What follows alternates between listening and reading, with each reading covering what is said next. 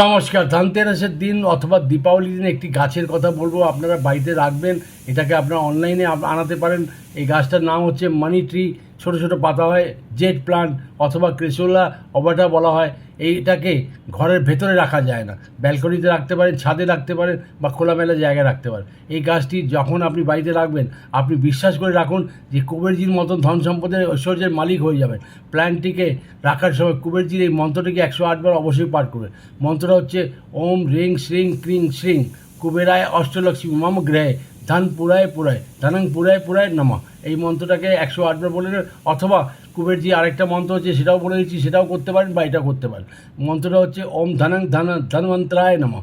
108 বার এই মন্ত্রটাকে পাঠ করুন। আর এই প্ল্যান্টটাকে জেড প্ল্যান্ট এটাকে অ্যাকচুয়ালি বলা হয়। এই জেড প্ল্যান্টটাকে যখন আপনি রাখবেন, এই দিশা নির্দেশ নিজেই করে ফেলে।